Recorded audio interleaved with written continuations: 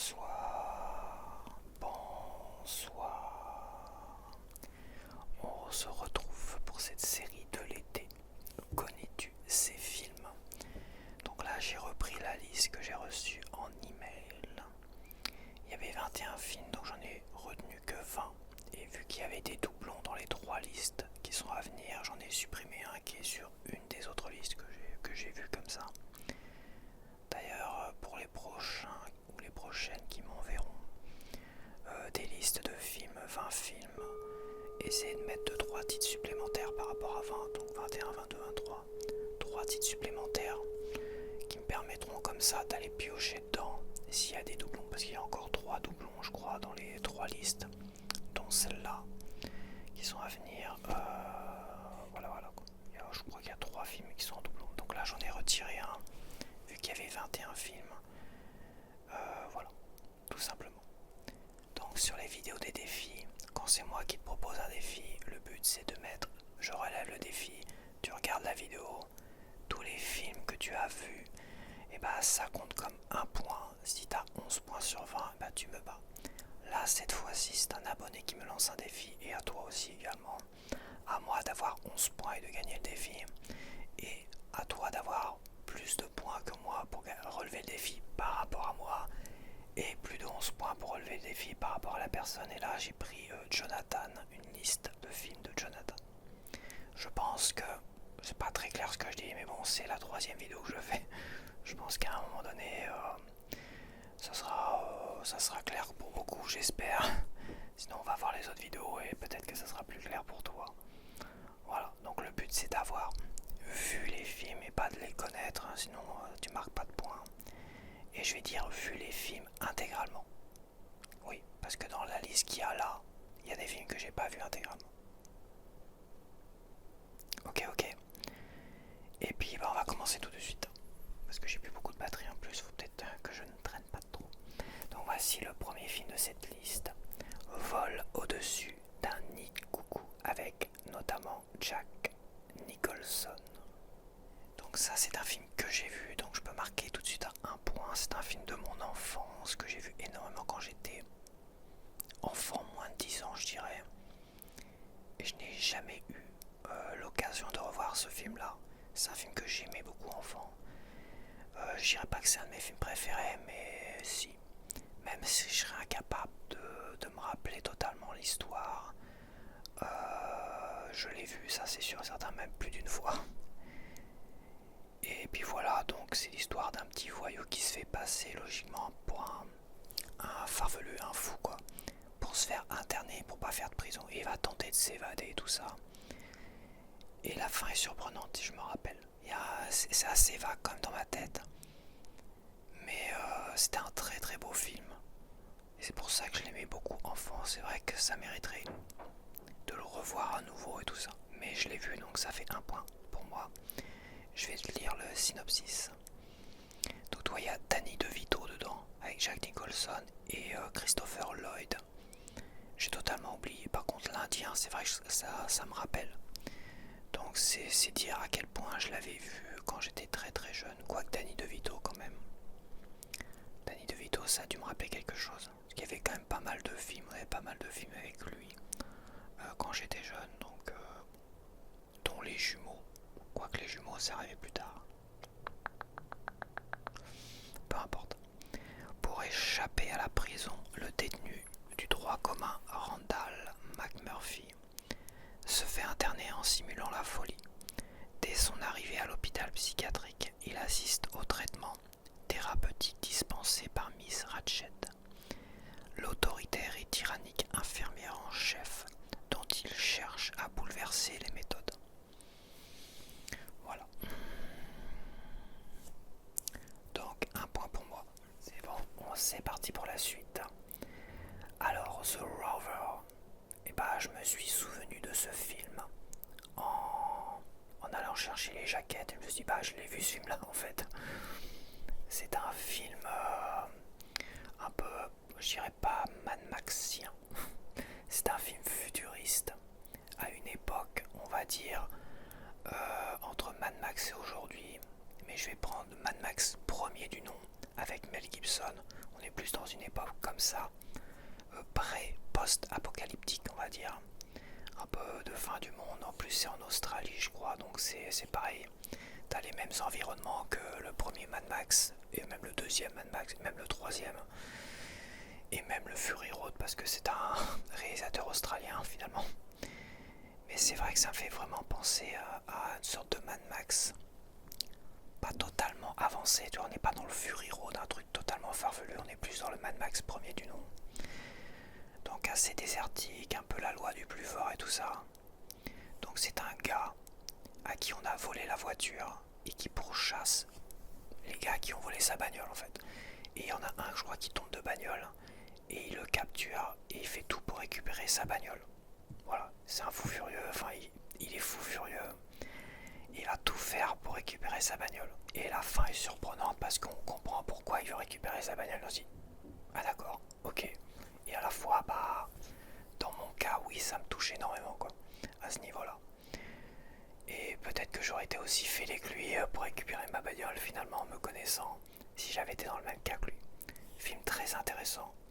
Je dirais pas qu'il m'a pas marqué. C'est quand même avec un acteur, Guy Pearce, qui est un acteur qui est intéressant comme dans ses rôles. Et l'acteur, comment il s'appelle lui, Robert Pattinson, qui était le vampire glamour qui brille au soleil plein de diamants. C'est des vampires qui, quand ils sont au soleil, ils brillent comme des diamants, quoi. C'est bizarre. On est loin de Bram Stoker quand même. C'est entre Mad Max et la route. Ouais, la route, c'est particulier, la route quand même. Craignez l'homme qui n'a plus rien à perdre. Bah justement, il a quand même quelque chose à perdre, pour lui en tout cas, c'est pour ça qu'il veut récupérer sa bagnole. Bon bah voilà, je l'ai vu, ça fait 2 points pour moi. En Australie, dans un futur proche, dans un monde ravagé après l'effondrement de l'économie mondiale, survivre devient un combat de chaque jour. La société ne repose plus sur aucune règle sociale et encore moins morale.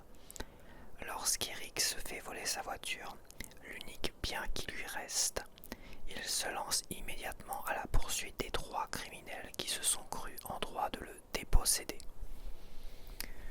Voilà, voilà. Bon, il fait très très chaud quand même. Memory of Murder. Je l'ai pas vu. Je sais pas, je connais pas du tout. C'est un film apparemment coréen. Ou peut-être chinois. Coréen, Parasite, c'est coréen, je crois. Ok. Memories of Murder. En 1786, dans la province de Gyeonggi, le corps d'une jeune femme violée puis assassinée est retrouvé dans la campagne. 2 mois plus tard, d'autres crimes similaires ont lieu. Dans un pays qui n'a jamais connu de telles atrocités, la rumeur d'actes commis par un tueur en série grandit de jour en jour. Une unité spéciale de la police est ainsi créée dans la région afin de trouver rapidement le coupable. Ok, next. On a No Country for Old Men que j'ai vu également il n'y a pas si longtemps que ça, peut-être il y a 2 ans. Donc ça fait 3 points pour l'instant sur 4. Donc c'est l'histoire d'un gars, je sais plus ce qu'il fait dans la vie ce gars-là. Il part chasser tout ça et finalement il met la main sur un magot. Ouais, un magot plein de pognon, je crois que c'est des billets tout ça. Et finalement il tente de fuir, enfin il fuit, parce qu'il sait qu'il peut avoir des problèmes, quoi, parce que c'est un magot qui apparemment appartient à un trafiquant, un trafic de drogue en fait, qui a mal tourné, ils se sont tous fusillés, donc il trouve ces mecs là, il prend le magot, il se casse, et il décide de se barrer, de fuir avec sa nana et tout ça. Malheureusement, il est pourchassé par un tueur en série, et il y a un flic aussi qui les cherche, voilà. Je vais pas en dire plus. C'est un film qui est très prenant à regarder. Et à la fois, je trouve que la fin me déçoit énormément quand même sur certains points. Quand même. Mais je vais pas spoiler plus que ça. Bon, je vais pas lire le synopsis, hein, je pense que j'ai déjà raconté. Donc ça fait 3 points sur 4, c'est ça. Je regarde 3 points sur 4, oui. Après on a l'effet papillon que j'ai vu également, que j'ai vu il y a longtemps. Je l'ai pas vu au cinéma, je l'ai vu directement en DVD ou en location celui-là. L'effet papillon, donc vu que je l'ai revu encore récemment, super film qui rentre, on va dire, dans voyage dans le temps, boucle temporelle et tout ça. Donc on a un gamin qui souffre de perte de mémoire. Et en fait, il se rend compte plus tard que en lisant, je crois, c'est ça, ouais, en lisant ses écrits par rapport à ses pertes de mémoire, il est reprojeté dans le passé. À ce moment-là où il perdait la mémoire. Et en fait, il décide de changer certaines choses du passé. Mais, évidemment, c'est l'effet papillon si tu changes. C'est le battement d'aile d'un papillon ici peut changer des événements à l'autre bout du monde. C'est ça que ça veut dire. Donc le fait de changer la moindre petite chose, et bah, ça change totalement son futur ou son présent d'une certaine manière. Ouais, c'est assez complexe. C'est un film qui est très intelligent, que je trouve super bien conçu. Et la fin est exceptionnelle. J'adore la séquence de fin. Avec la chanson d'Oasis d'ailleurs. Exceptionnel. Et pourtant, waouh, c'était pas gagné quoi. C'était vraiment pas gagné. Super film, donc je l'ai vu, ça fait 4 sur 5. Bon, je t'ai raconté, c'est bon. La suite, c'est There Will Be Blood avec Daniel Day-Lewis. Alors j'adore l'acteur, j'avais essayé d'enregistrer ce film-là sur Arte ou je sais plus quoi, il n'y a pas si longtemps que ça. J'avais essayé de le regarder, puis ça m'a saoulé assez rapidement, puis j'ai pas eu envie de voir la suite. Donc je l'ai pas vu intégralement, donc on va dire que je compte pas de points. Daniel Plainview décide d'aller tenter sa chance et part avec son fils à Little Boston, une petite ville californienne abondante en pétrole. Dans cet endroit perdu où chacun lutte pour survivre et où l'unique distraction est l'église animée par le charismatique prêtre Eli Sunday, Plainview et son fils voient le sort leur sourire. Jusqu'à ce que les tensions s'intensifient, les conflits éclatent et les liens entre père et fils soient mis en péril par leur corruption. Ok. Donc je suis toujours à, je ne sais plus combien de points d'ailleurs. 1, 2, 3, 4. On continue avec Mud. Alors Mud c'est pareil. Mud je l'avais enregistré je crois. J'avais regardé le début et ça m'a... J'ai pas eu envie de voir la suite. En fait, c'est vraiment le tout début. Pourtant j'aime beaucoup l'acteur aussi. Donc bah je compte pas de points. Mud. Ellis et Neckbone, 14 ans, rencontrent lors d'une de leurs escapades quotidiennes un homme réfugié sur une île au milieu du Mississippi. C'est Mud, un serpent tatoué sur le bras, un flingue et une chemise porte-bonheur. Mud, c'est aussi un homme qui croit en l'amour, une croyance à laquelle Ellis a désespérément besoin de se raccrocher pour tenter d'oublier les tensions quotidiennes entre ses parents. Très vite, Mud met les deux adolescents à contribution pour réparer un bateau. Bon voilà, je sais pas, ça m'a pas fait plus envie que ça, puis finalement, si j'en ai à nouveau l'occasion, pourquoi pas, on verra bien. Donc je suis toujours à 4 points. Là, on a American Fiction. Je connais pas du tout. Je sais pas du tout ce que c'est celui-là.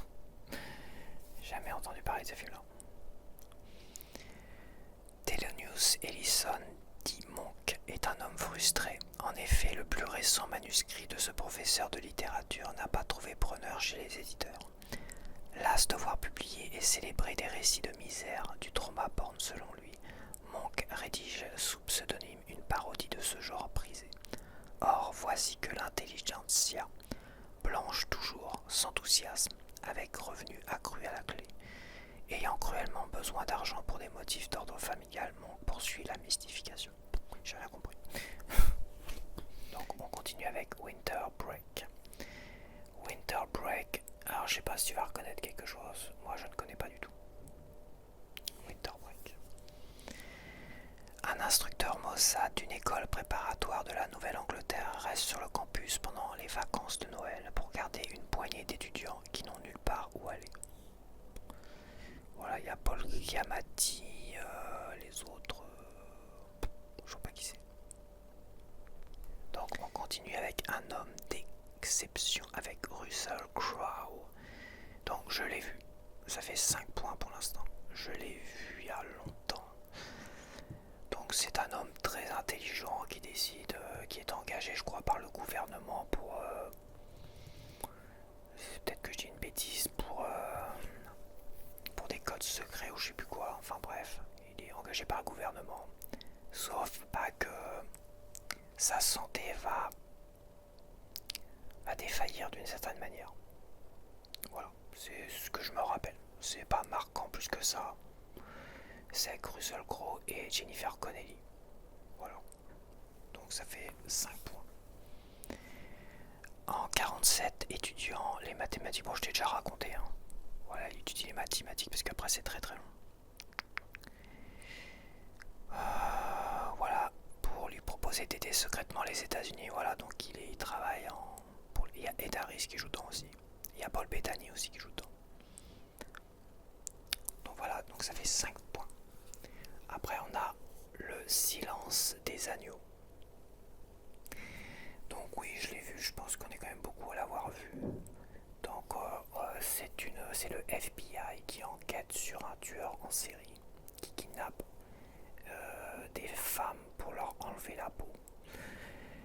Et t'as une jeune agent du FBI, une jeune recrue. Et finalement, on va faire appel à un monstre, un cannibale tueur en série qui est enfermé pour lui demander de l'aide. De l'aide à essayer de découvrir qui est cette personne qui kidnappe ces jeunes femmes. Et je crois que la jeune femme qui est kidnappée à un moment donné, ça doit être la fille d'un gouverneur ou je sais pas quoi. Donc ils font tout pour se dépêcher. Donc c'est pour ça aussi qu'ils font appel aussi à ce monstre. Voilà. Puis j'en dis pas plus parce que je pense que tout le monde connaît ce film là.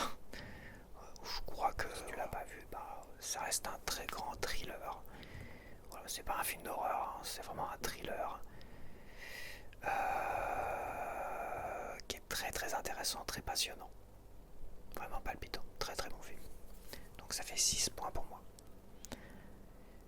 Après on a The Father, toujours avec le même acteur d'ailleurs, mais beaucoup plus vieux. Alors je l'ai pas vu celui-là, je le connais mais je l'ai pas vu. The Father.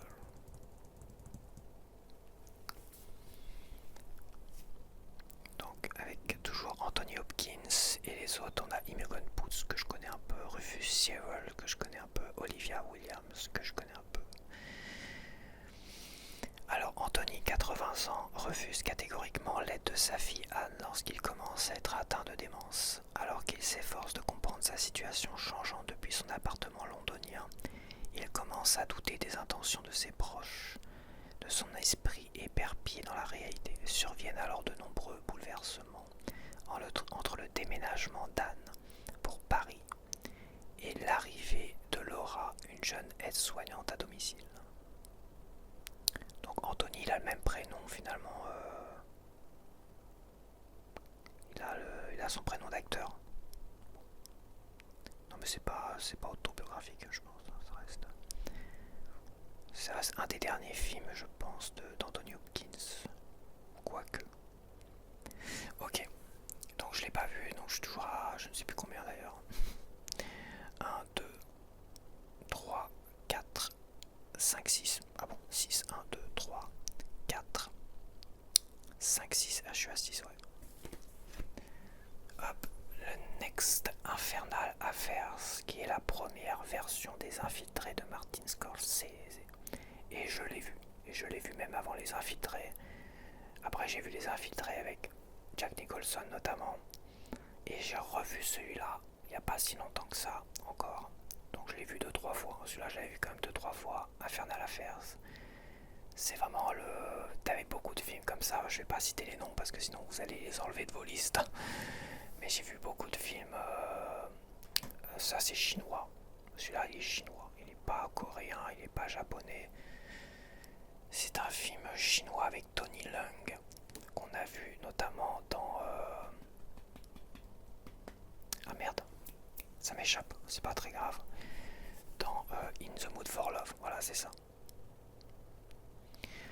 Donc ça fait 7 points.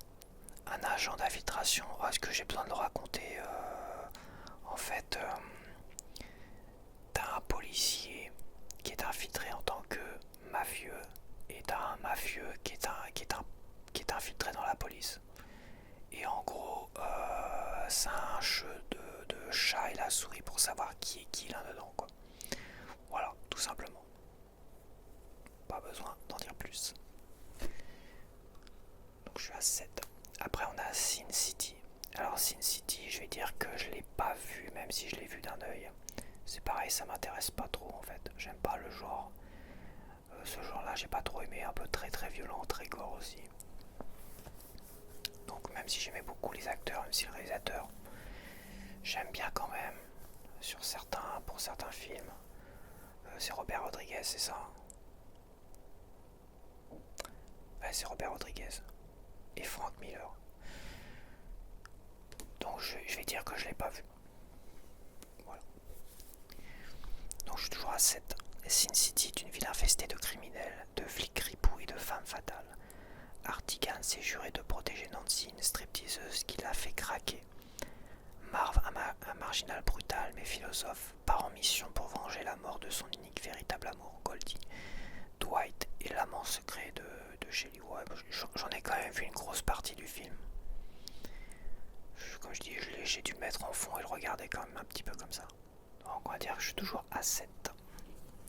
Alors on a Révélation. Je l'ai pas vu. Je connais mais je l'ai pas vu. Alors Lowell Bergman, célèbre journaliste d'investigation et producteur de l'émission 60 minutes, reçoit un dossier envoyé par un employé anonyme de Philip Morris. Y sont décrits les méfaits de la nicotine et la dépendance qu'elle crée. Bergman contacte Jeffrey Wiggin, un scientifique travaillant pour Brown et Williamson, le troisième fabricant de cigarettes des États-Unis. Ils vont ensemble faire éclater l'un des scandales les plus retentissants de l'histoire du tabac. Je connais à peu près l'histoire. Après, on a Dans ses yeux que je n'ai pas vu non plus. Apparemment, un film argentin. 1974, Buenos Aires, Benjamin Exposito enquête sur le meurtre violent d'une jeune femme. 25 ans plus tard, il décide d'écrire un roman basé sur cette affaire classée dont il a été témoin et protagoniste. Benjamin replonge ainsi dans cette période sombre de l'Argentine où l'ambiance était étouffante et les apparences trompeuses. Ok. On poursuit avec Nightcrawler que je connais mais que je n'ai pas vu également. Je l'ai pas vu. Nightcrawler. Oiseau de nuit asocial, Lou fait une halte sur le site d'un accident de la route, fasciné par le travail des caméramans pigistes guidés sur les lieux par les radars de la police. Le jeune voleur décide de faire de ce métier sa nouvelle vocation. Il y a Bill Paxton qui joue dedans, tiens, le regretté Bill Paxton. René Russo, ok. On poursuit avec Les promesses de l'ombre. Et non pas Les promesses de l'aube. Je l'ai pas vu. Donc c'est un film avec Viggo Mortensen, Naomi Watts, Vincent Cassel, entre autres. À Londres, Anna, une sage femme, tente de retracer la famille d'une jeune fille décédée en couche afin de trouver un foyer au nouveau-né. Des indices provenant du journal intime de la défunte la conduisent vers le milieu de la mafia russe où règne la prostitution et la violence. Ça me dit quelque chose ça, mais je pense pas l'avoir vu. On poursuit avec Les Fils de l'Homme. Alors Les Fils de l'Homme, je l'ai vu. Je vais pas dire que je l'ai vu au cinéma, je crois. Je l'ai vu directement en DVD. Et c'est pareil, je l'ai découvert en DVD. Et j'avais été très déçu par celui-là, je trouve très glauque comme film en fait. Bah, c'est une histoire futuriste où il n'y a plus de naissance en fait. Et je crois qu'il doit protéger une femme enceinte ou une femme qui a eu un bébé, enfin je sais plus, je crois que c'est une femme enceinte. Et il va tout faire pour la protéger et l'amener, je ne sais plus où d'ailleurs. J'ai totalement oublié l'histoire, mais je l'ai vu que je l'ai acheté. Et j'avais pas trop aimé, c'était très glauque, très machin, tout ça. Voilà, les derniers jours de l'humanité, aucun enfant né depuis 18 ans, il doit protéger qui? Il doit protéger le seul espoir. Voilà, donc ça va être une femme enceinte, je pense. Ça va être une femme enceinte. Dans une société futuriste où les êtres humains ne parviennent plus à se reproduire, l'annonce de la mort de la plus jeune personne âgée de 18 ans met la population en émoi. Ouais, Julianne Moore, c'est vrai, j'aime pas trop Julianne Moore comme actrice, Michael Caine. Donc voilà, il n'y a pas plus que ça, mais voilà, il tente de protéger le dernier enfant. Dernier enfant qui va naître, voilà, ou qui est, je crois qu'elle est enceinte, c'est une femme enceinte seulement. Et qui va tenter de la faire traverser pour aller l'emmener, je sais plus où d'ailleurs. C'est assez bizarre. Bon, mais je l'ai vu. Ça je l'ai vu intégralement. Mais ça m'a pas marqué plus que ça, donc ça fait 8. 8 sur 20 pour l'instant. Et on va finir avec le dernier film. Faudra que je compte parce que j'ai pas l'impression d'avoir eu 20. Avec Mystic River de Clint Eastwood. Et ça, oui, ça je l'ai vu. Grand chef-d'œuvre de Clint Eastwood. Un des Clint Eastwood les plus marquants. Ces 3 gamins au départ où ils vivent un drame. Il se passe un drame. On les retrouve adultes. Il y en a un qui est devenu flic. L'autre c'est devenu une sorte de petit voyou local, on va dire. Et le troisième, bah, il fait pas grand chose, je me rappelle plus trop d'ailleurs. Et la fille de l'un d'entre eux, du petit voyou, on vient dire, sa fille meurt. Elle est retrouvée morte. Et le flic va tout faire pour essayer de résoudre le mystère, de résoudre la mort de cette fille-là. Pendant que l'autre, il va essayer de faire la loi lui-même, sa propre loi. Donc voilà, je vais pas en dire plus, mais c'est un très très beau film, très dur quand même aussi. Et la fin est spéciale. La fin est très spéciale. Sans en dire plus, la fin est spéciale. La fin peut laisser un arrière-goût. Ceci étant un arrière-goût bizarre, mais ceci étant, c'est quand même un des meilleurs films de Clint Eastwood, un des plus marquants. Donc ça fait 9, c'est ça, je suis à 9, je vais compter. Donc bah j'ai pas gagné cette fois-ci, pas encore, mais c'était un peu mieux quand même à 9. 9 sur 20, je suis pas mal. Je me défends.